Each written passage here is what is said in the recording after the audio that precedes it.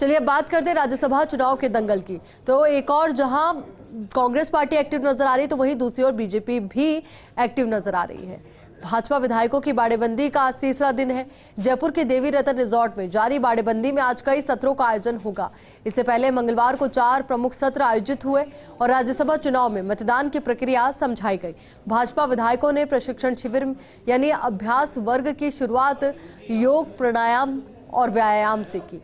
पहले सत्र में सांस्कृतिक, राष्ट्रवाद और भाजपा की विकास यात्रा विषय पर फोकस किया गया। इसके बाद भाजपा विचार परिवार पर सत्र आयोजित हुआ। भाजपा की कार्य पद्धति की विशेषताएं विषय पर चर्चा हुई। चौथा सत्र भाजपा राज्य सरकारों की ओर से सुशासन कार्य नीतियां विषय पर हुआ। इसके बाद मतदान प्रशिक्षण आयोजित किया गया। तो मतदान प्रशिक्षण को लेकर भी एक विशेष सत्र आयोजित किया गया। इस दौरान भाजपा प्रत्याशी घनश्याम तिवारी मौजूद रहे।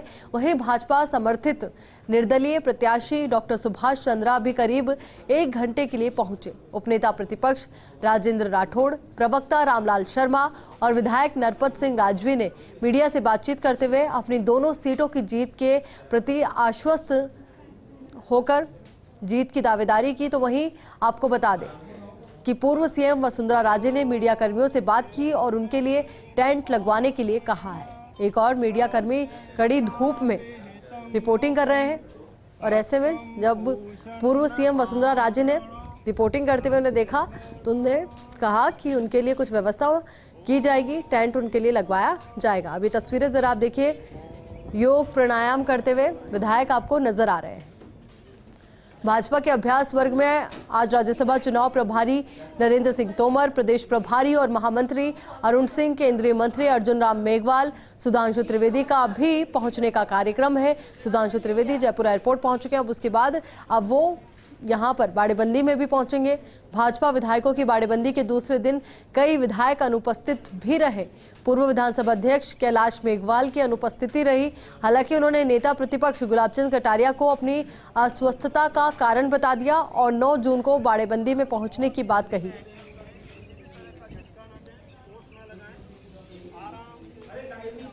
तो वहीं अब इसी खबर को लेकर ज्यादा जानकारी के साथ हमारे सहयोगी ऐश्वर्य प्रधान हमारे साथ जुड़ चुके हैं। ऐश्वर्य, देखिए अपने आप में ये बाड़ेबंदी बहुत ज्यादा महत्वपूर्ण हो जाती है क्योंकि जो एक सीट को लेकर पेच फंसा हुआ है उसको लेकर एक और तो बीजेपी अपनी जीत को लेकर आश्वस्त है, तो वहीं दूसरी ओर कांग्रेस पार्टी भी। क्या अपडेट इस वक्त?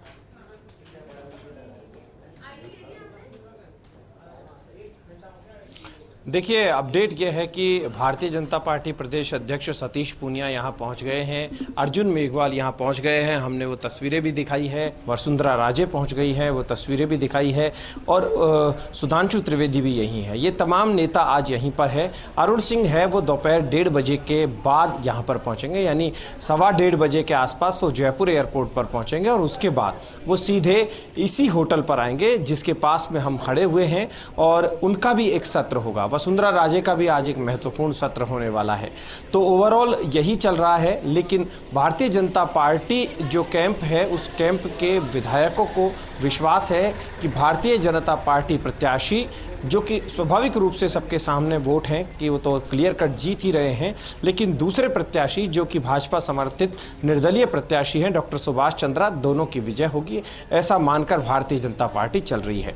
बीजेपी का ये भी कहना है कि ज़रूरी नहीं कि बाड़ेबंदी में चले जाने के बाद कोई वोट नहीं दे सकता, क्योंकि ये जो प्रोसेस है राज्यसभा चुनाव का, उसमें वोट देने का अधिकार तो खुद विधायक का ही होता है। इसको लेकर आश्वस्त से नजर आते हैं भारतीय जनता पार्टी के विधायक।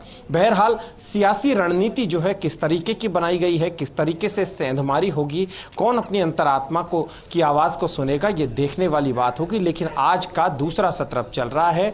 2 सत्र दोपहर बाद होने हैं, उसके बाद शाम को निर्वाचन प्रक्रिया जो है, जो वोटिंग का प्रोसेस है, उसे समझाया जाएगा और रोजाना डमी वोटिंग होती है। कल भी डमी वोटिंग हुई थी कि किस तरीके से वोट डाला जाए, आज भी डमी वोटिंग होगी कि किस तरीके से वोट राज्यसभा का डाला जाए। ये तमाम जो अभी तक का अपडेट है। नरेंद्र सिंह तोमर का सिर्फ प्रस्तावित कार्यक्रम है आने का।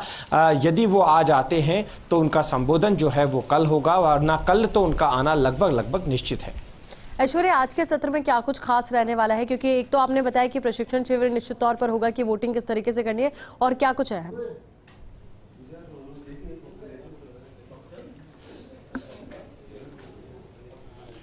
देखिए, वहाँ पर जो ओवरऑल सत्र हैं वो अलग अलग विषयों पर चल रहे हैं।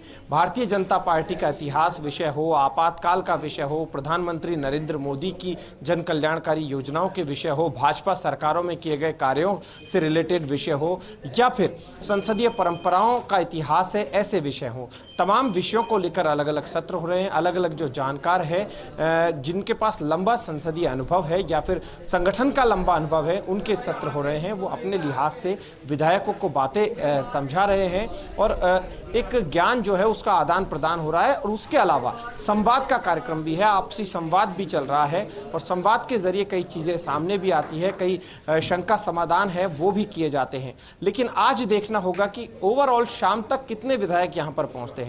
कुछ विधायक नहीं पहुंचे थे, लगभग 5 विधायक जो हैं वो नहीं पहुंचे, तो वो विधायक जो हैं वो आज शाम तक पहुंचेंगे या कल सुबह पहुंचेंगे। आज फिर से काउंटिंग होगी शाम को विधायकों की कि कितने आए हैं। जो विधायक नहीं आए उन्हें लेकर नेता प्रतिपक्ष कटारिया का कहना है कि सभी ने अपना कारण बताया है, कोई विशेष कारण से नहीं आया है तो वो उपस्थित 9 तारीख तक एनी हाउ हो जाएंगे। जी ऐश्वर्या, एक और सवाल ये भी कि अभी बाड़ेबंदी में मौजूद विधायकों की संख्या कितनी है और शाम तक की संख्या कितनी हो सकती है?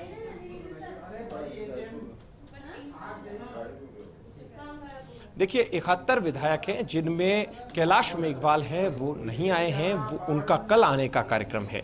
उसके अलावा शोभा रानी कुशवाहा है, वो आज उपस्थित हो जाएंगी, जिसका कि पारिवारिक कार्यक्रम के मद्देनजर व्यस्तता रही थी। एक और आपको दिखाई देगा कि यहाँ पर दीप्ति माहेश्वरी, शायद संभवतः दीप्ति माहेश्वरी जो है वो भी शायद आई हैं, हालांकि कार में क्लियर नहीं दिख पाया। दीप्ति माहेश्वरी को आना था, तो दीप्ति माहेश्वरी भी आज उपस्थित होनी है। तो कहा जाए तो फिलहाल 71 में से आप 5 हटा दीजिए, तो विधायक 5 अनुपस्थित हैं या विभिन्न कारणों से नहीं आए, जो आज शाम तक आ जाएंगे और कैलाश मेघवाल है वो कल उपस्थित होंगे। जी बिल्कुल ऐश्वर्या, तमाम चेहरों पर नजर भी रहेगी कि कौन कौन से चेहरे हैं जो अभी तक नहीं पहुंचे और जिन्होंने कारण भी बताया, पर उम्मीद यही है कि वो भी जल्द पहुंच जाएंगे। बहुत बहुत शुक्रिया आपका हमारे साथ जुड़ने के लिए, पूरी बातचीत के लिए।